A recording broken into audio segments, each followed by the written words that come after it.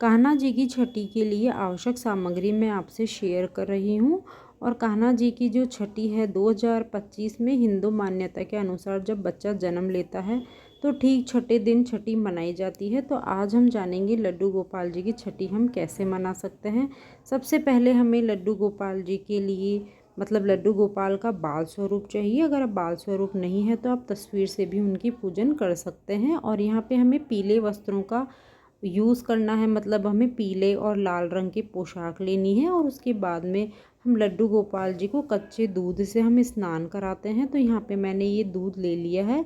आप दूध आपके अनुसार मतलब कम या ज़्यादा ले सकते हैं। और यहाँ पे स्नान कराने के लिए मैंने यहाँ पे एक ये तांबे का या पीतल का, आप जो भी आपके पास में पात्र है छोटा या बड़ा वो भी आप ले सकते हैं। लड्डू गोपाल जी को जब आप छठी के दिन स्नान कराते हैं तो हो सके तो दूध आप गाय का, अगर आपको मिल सके तो आप गाय का दूध ले लीजिए।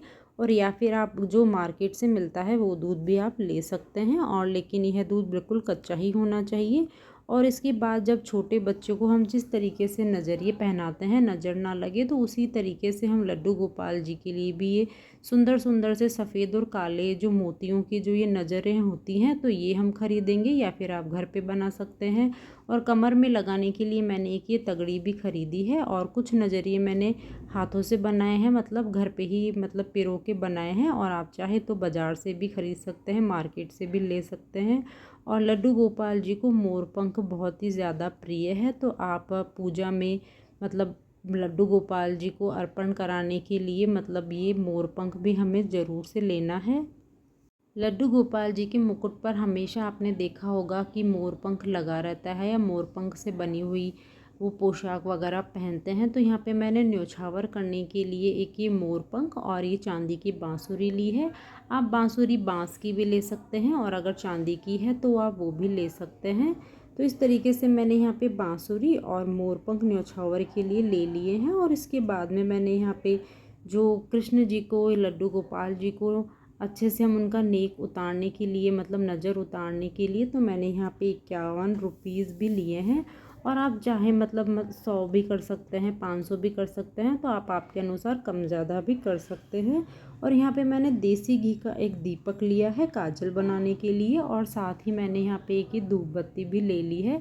और मतलब छठी के दिन हम मतलब लड्डू गोपाल जी के लिए काजल ज़रूर ही बनाते हैं, जैसे हम छोटे बच्चों के काजल लगाते हैं घर पे बना हुआ। और इसके बाद जो लड्डू गोपाल जी की अगर आपके पास में तस्वीर है तो उसकी पूजन के लिए आप ये जो चंदन होता है तो यहाँ पे मैंने ये चंदन लिया है। और ये रोली और चावल है, तो इनसे भी हम जो तस्वीर पर चंदन और रोली चावल से तिलक करके और वस्त्र रूपी कलावा अर्पण करके हम तस्वीर से भी लड्डू गोपाल जी की छठी मना सकते हैं।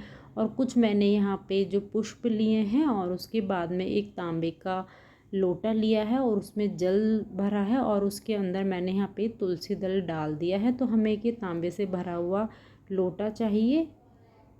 तो कृष्ण जी को लड्डू गोपाल जी को तुलसी दल काफ़ी ज़्यादा पसंद है, तो उनके भोग में जल में हम तुलसी दल को ज़रूर से ही डालेंगे। और उसके बाद में मैंने यहाँ पे तुलसी दल एक प्लेट में रख ली है। जो भी हम भोग लगाएंगे तो उसमें हम तुलसी दल ज़रूर से डालेंगे। और इसके बाद मैंने यहाँ पे कढ़ी चावल और कुछ फलों का यहाँ भोग लगाया है। छठी के दिन लड्डू गोपाल जी को कढ़ी चावल का भोग ज़रूर ही लगाना चाहिए। और आप फलों का है या जो मावे से बनी है मिठाइयाँ, इनका भी आप भोग लगा सकते हैं। और माखन मिश्री है तो आप उनका भी भोग लगा सकते हैं। और भोग में आप तुलसी दल को डालना बिल्कुल भी नहीं भूलें, क्योंकि इनके बिना मतलब जो लड्डू गोपाल जी हैं वो खाना खाना पसंद भी नहीं करेंगे। तो आप तुलसी दल ज़रूर से डालिए। और डेली की मतलब जो भोग होता है उसमें भी आप डालिए। और यहाँ नज़र उतारने के लिए मैंने यहाँ पे राई और ये नमक लिया है एक छोटे दिए में। और काजल लगाने के लिए मैंने यहाँ पे ये एक छोटी चम्मच ली। जब दिया जलाकर हम उसकी जो लौ होगी वो चम्मच पे ले लेंगे और काजल को हम लड्डू गोपाल जी की आँखों पे लगाएंगे। तो इस तरीके से हम लड्डू गोपाल जी की छठी के जो आवश्यक सामग्री है वो कुछ इस प्रकार से है। और आपको अगर ये वीडियो पसंद आया हो तो लाइक शेयर कमेंट ज़रूर करें, अपने फ्रेंड्स फैमिली में शेयर कीजिए। तो जय श्री कृष्णा।